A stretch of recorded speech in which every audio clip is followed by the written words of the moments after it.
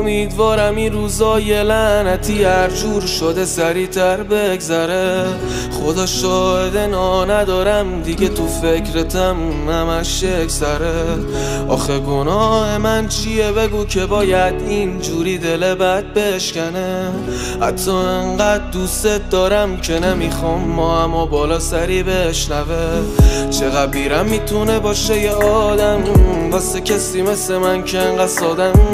لحظه هایی که بغلت میکردم هر کار میکنم نمیشه بره یادم. قید دیدن تو خیلی وقت زدم، انقدر نامردی که حتی نمیای توی خوابم. تا جایی که یادم خوب بودم واسه سرم این کارام بود که تو بد کردی با من. یه روزی میرسه تو عقل یکی دیگه یاد من میافتی. حسرت روزایی رو میخوری که دوستت دارم و تو به من میگفتی.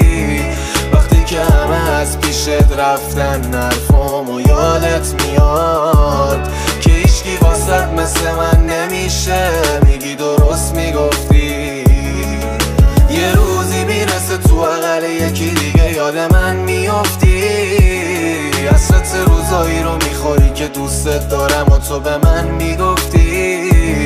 وقتی که همه از پیشت رفتن حرفام و یادت میاد که هیچکی واسط مثل من نمیشه، میگی درست میگفتی.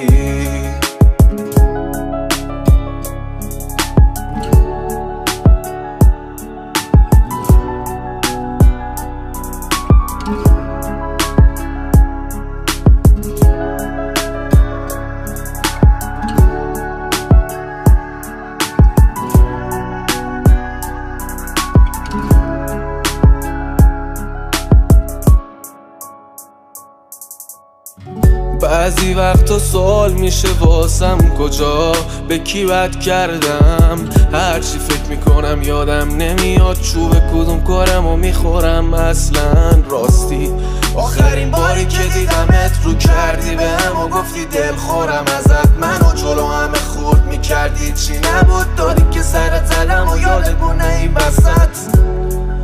تو دلخوری باش ولی من اینجا دارم از تنهایی راضی میشم. یه عکس دو تاییمون و رفیقم بهم نشون داد. نمیدونی که اینو دیدم چی کشیدم دیشب.